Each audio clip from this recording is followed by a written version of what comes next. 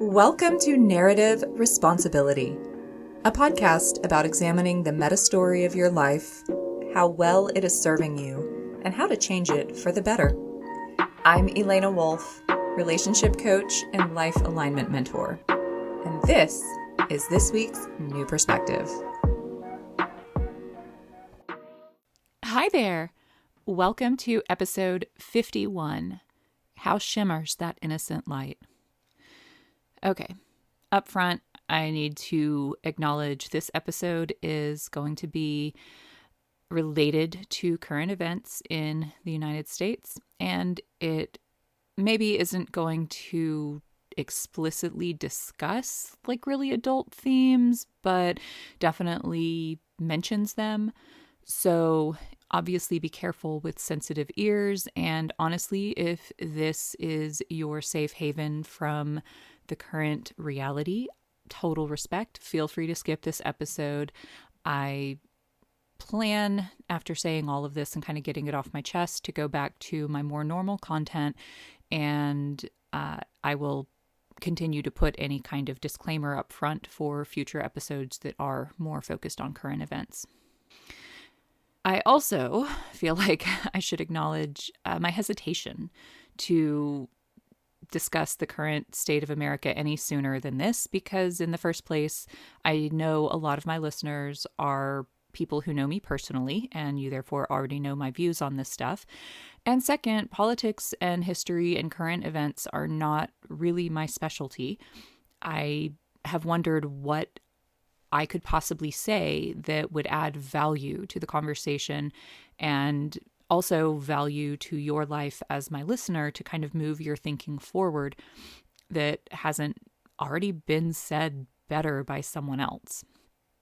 But the current state of the United States, both internally and in terms of our international relations, as I record this on the 1st of February, 2026, is such that I cannot bring myself to produce content as usual without having spoken to our collective pain. Not when my content is typically from the help the world by helping yourself to think better and do better perspective. Sometimes the environmental conditions are what need to be addressed, not conditions inside the individual, because the environmental conditions are what is hostile to the individual's well-being and the collective well-being. The current conditions are hostile to all of us. They are shameful and abhorrent. They need to be named and understood as such, and they need to be repudiated by all of us invested in a just and safe society. But, I don't want to publish an episode that is functionally just virtue signaling. I have stated many times before now that my goal for this podcast is to provide a value for your time in listening, a new perspective to integrate, a new skill to practice, a new idea to alter your internal world. So what I'm hoping that I can do with this episode is draw attention to the ways in which subtle beliefs about what is possible get conditioned into us via cultural experiences, and how they shape our kind of collective decision making. How even a concept that sounds universal, such as the innocence of childhood, is in fact an abstract idea that rests on social privilege.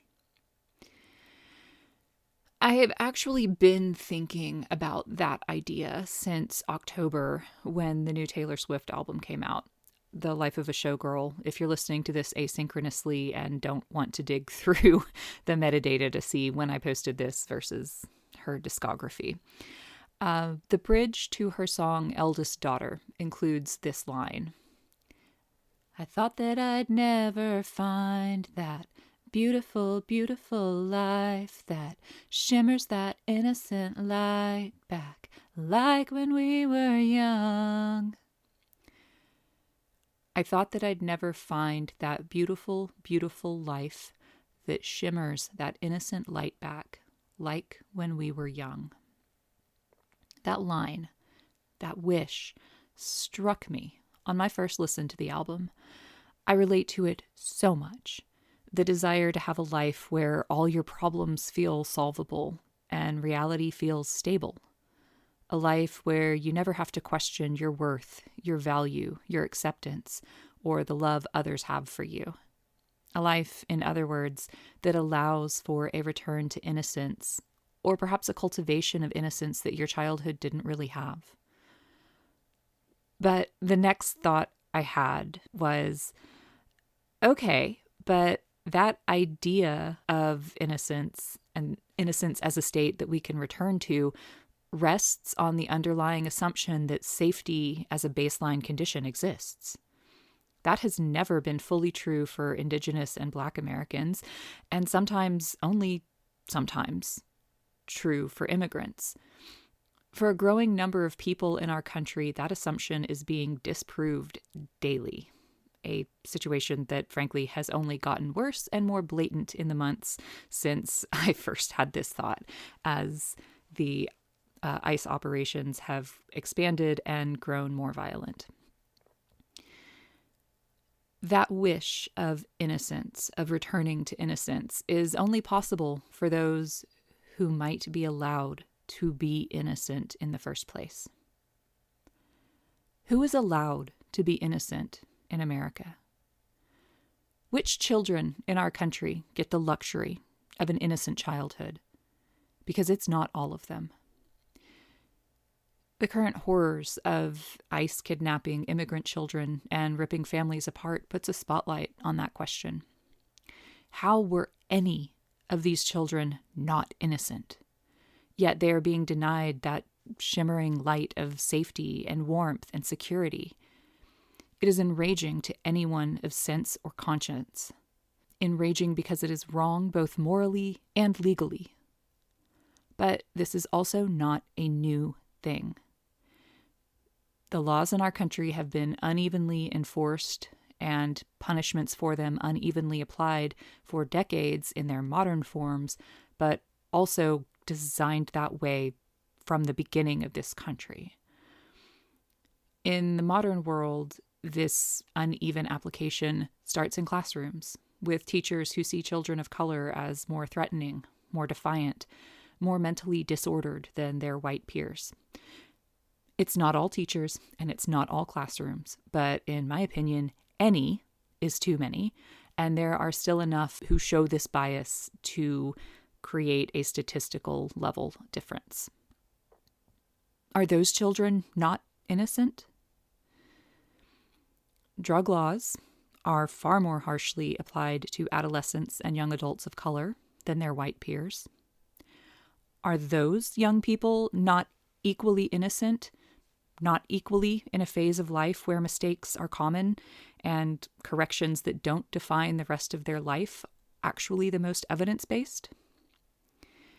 But the reality is that the drug laws written in the 1970s, obviously post-civil rights movement, were created as a tool for governmental oppression of Black and brown communities. The laws give government actors the option to cage and control people. Those individuals enforcing the laws have the discretion to decide if someone made an innocent mistake or if they're a hardened criminal and morally beyond redemption. Innocence is therefore variable in the eyes of the law, and innocence or guilt in the eyes of the law shapes cultural perceptions of innocence in childhood. At what point does a curious child become a threat to law and order? Where does their innocence end? Is it when they grow beyond the edge of childhood and gain the physical capacity to fight back? Is it when they have heard enough insults and bigotry, either directly or indirectly expressed to them, to question their own safety in the world? Is it when they look back with confidence and not confusion? Or was innocence never theirs to lose because they were never allowed to be innocent in the first place? Conversely, how awful does an adult have to prove themselves to be before innocence is finally lost to them? How much money must be stolen or grifted from naive believers? How many lies must they tell? Is raping one woman enough to do it? One child? A dozen? Is it beating another person for fun? Killing one? Killing more than one? What does it take? How much is enough to lose innocence for an adult who was lucky enough to have it in the first place? The answer in practice is clear. It depends on who you are and who your family is, and whether you fit the box of someone who is allowed to be innocent, to be given the benefit of the doubt. That should not be the case. No one is above the law, and laws should be designed to protect against genuine violations of autonomy, person, and property, not used as a tool for coercion and control at the whims of the state. The principle of innocent until proven guilty, the presumption of innocence, should be followed by everyone and all people treated accordingly. As to why it isn't, partly because the system was designed to function this way while giving lip service to the ideals of equality, and partly because the normative parenting style, at least in previous generations of parents, I think millennials are trying very hard to break this, but the previous generations of parents treated us all as guilty until proven innocent. And from that baseline experience, we perpetuated forward a culture that says one thing and lives out another. That kind of parenting is called authoritarian parenting. Note the parallel to authoritarian governments. And what does that kind of parenting look like? What does it demand that their children do? Obey. Obey without question. Obey without pushback. Any deviation is viewed as deliberate defiance. Defiance must be punished. Therefore, children deserve to be punished if they do not obey. And this mindset creeps into all corners of our culture because it has been so pervasive for so many generations of American parents. I actually have a couple episodes already published where I've talked about some aspects of this, specifically the episode titled Subjugating the Body and the episode titled Movement, Not Exercise, because both of them are kind of about the ways our cultural systems and beliefs push us into an authoritarian relationship with our own body. Authoritarianism is not just within the home and the parental roles, but also extends to our school system. And from our school system, also many, not all, but many of our workplaces. But I want to talk about school because that's more universal and it reaches us at our primary imprint phase of childhood. Schools, like to this day, schools still operate on a punishment system. There is an omnipresent power differential where the adults in the school system get to shape the narrative of what happened. And often they don't really allow the children or child involved any real opportunity to self-explain or self-defend or suggest an alternative narrative that is more correct to their intent and their experience versus whatever the adults decided it meant. For example, if a child breaks a rule, they are pretty much always viewed as doing it deliberately versus inadvertently. If they don't follow directions to the letter, or sometimes even just how the adult imagined they would follow those directions but didn't actually specify, the child is often seen as being defiant rather than seen as following their curiosity or seeking their own way of working out a problem. My son has had multiple clashes like this with adults at his school, and it's almost invariably been people who are in their 50s or older right now. So clearly a different generation of parenting and a different kind of cultural mindset than what I have as a millennial woman.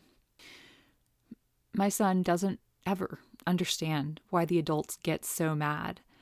And typically I will go talk to the adults, get their perspective, and explain to them my son's personality type and learning style. I do this to kind of smooth the issue over. I'll talk to him, I'll, have him apologize, things like that.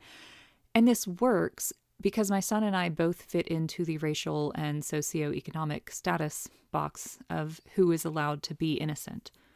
And I also know how to tell when somebody is actually going to understand what I'm trying to say, and when my son just needs to mask, essentially sit down and shut up, because their cognitive rigidity will not allow them to understand or to entertain a perspective different than the one they already hold.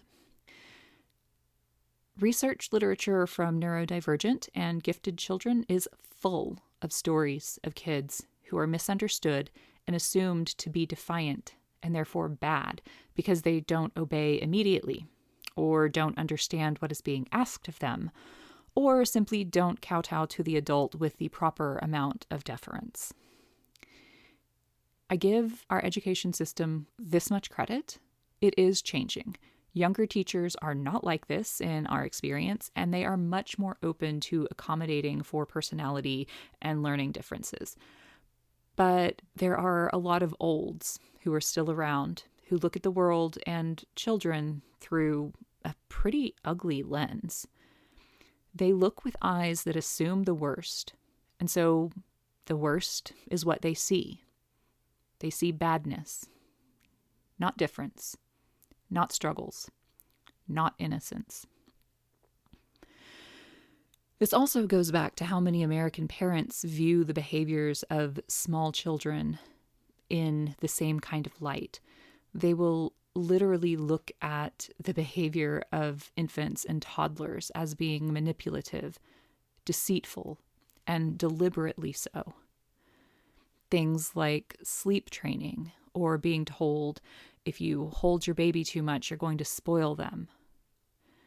I have witnessed people telling a toddler who was probably not even 2 years old, "Big girls don't cry. Be my big girl and stop crying."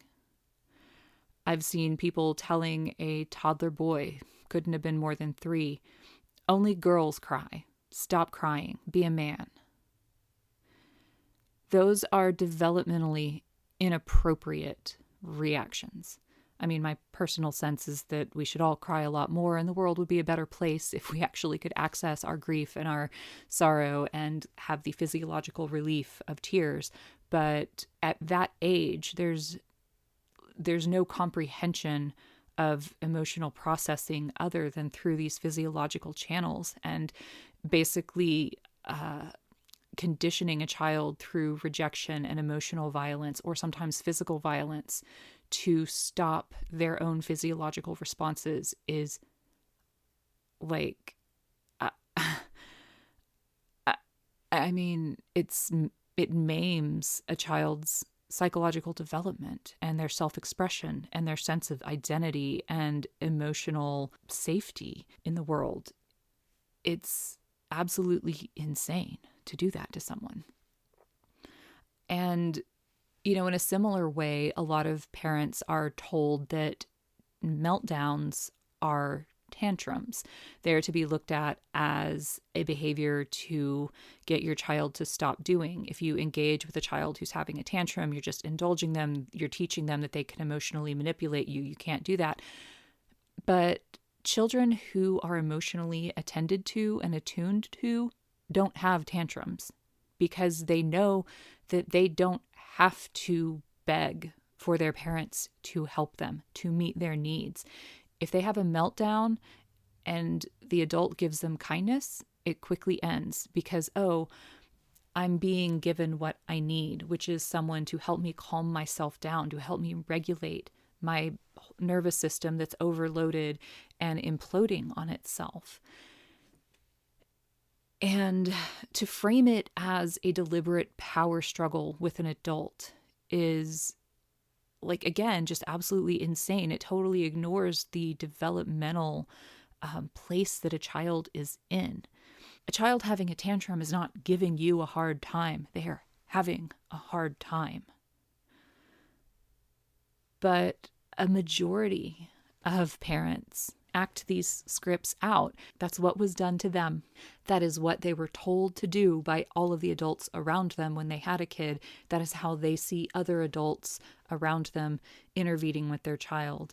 And if that's all that you've seen, if that's all that anyone around you tells you to do, even if it's going against maybe some of your actual instincts for how to nurture your child, it takes a lot of internal strength to reject those messages, to reject those past experiences of your own and embrace something different.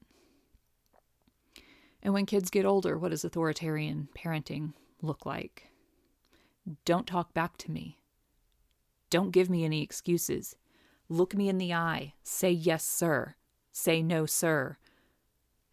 That's not communication. That's not, again, it's not attunement. It's not asking the child about their experience. It's not trying to correct what the child got wrong or to teach the child anything except how to fool you better. It basically says, just agree with my interpretation of reality. Don't defend yourself, and don't you dare tell me that I was wrong, that my interpretation is wrong, even though I literally just made assumptions and am acting as if they are true without bothering to find out. And if that's how a plurality of people were raised in this country, I mean, is it any wonder that we have adults who are so cognitively fragile that they think immediate and unquestioning obedience to authority is the only acceptable behavior for a quote-unquote innocent person to engage in? That anything else automatically puts you in the box of those who do not deserve to be viewed as innocent. And they think this because their eyes were trained long ago to believe not in the facts of innocence, but only the appearance of it. Because they themselves were not allowed to be innocent. They were only punished for any deviation from the appearance of innocence, and then told that they deserved that punishment. Allow me to remind you of the paradigmatic reality formation process I laid out in the episode titled Nonlinear Time, one of my OG favorite episodes. And I don't know, I'm halfway sorry for referencing all of these other episodes today, but at the same time, the whole point of creating an archive of episodes about discrete ideas is because I have a lot of ideas that support each other and kind of weave into this layered, unified understanding of the world that I have. So a complex, multi-pronged metacultural concept like the one I'm trying to talk about today kind of by its nature rests on other concepts, and I want you to be able to go find them if you're curious, if you want to know more. So, the essential framework of human reality perception is this. Our past experiences and learnings determine how we interpret or understand the present moment.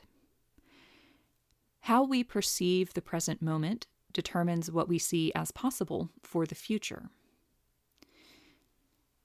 Our actions in the present build our future perspective.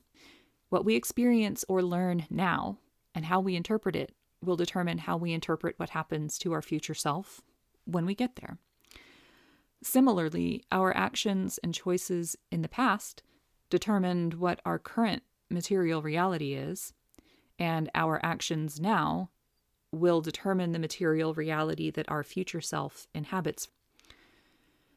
We are living in the consequences of our past and simultaneously building the future conditions which will be the inevitable consequence of our current decisions. What we perceive as real affects how we feel about the present and how we feel about what seems the likely future. What we see as possible affects what we attempt to build. The now moment is our leverage point. When we understand how our perceptions work, we can deliberately test them, and by so doing, literally turn the trajectory of our future into a new direction. Okay. So what does that have to do with current events and authoritarian conditioning and this identity of innocence? Culturally, we are in a clash of perceptions as those who were raised in different reality paradigms act out of them in opposition to one another, because fundamentally, one paradigm was based in illusion. If there ever was a shared reality paradigm, the schism has diverged too far between those the system allowed to be innocent and those it did not. We must reconcile the question of whether innocence is real and independent of the beholder, or only as true as the appearance of it is to that beholder. What's happening now with ICE is not new in this country, except that the facade of a shared reality has finally crumbled. I personally was raised in a family with the, modern equivalent of abolitionist beliefs, but I was also well into my 20s before I understood that systemic inequality exists still. It persists into the modern day and infests really the entire structure of American society. And that is because my personal experience did not require me to question the ideals I was taught, that all men are created equal and that we are all treated as such in our melting pot democracy. I am sure that I still have many blind spots and am speaking very imperfectly on all of this, but I try to see the broader reality and I try to remain open to having my perception corrected with additional learning and additional perspectives that I hadn't encountered before. The journalist Radley Balko is someone I started following sometime after college. I graduated in 2005, and his work to document police brutality and Fourth Amendment erosions was particularly eye-opening for me in those first years after college. This was prior to the Black Lives Matter movement that kicked off roughly 2013 and started putting names and stories about this on the national stage. Names like Trayvon Martin, Eric Garner, George Floyd, Breonna Taylor. All of them were American citizens. All of them deserved the right of innocence. All of them were denied it by police departments in their own communities. The injustice system at its finest.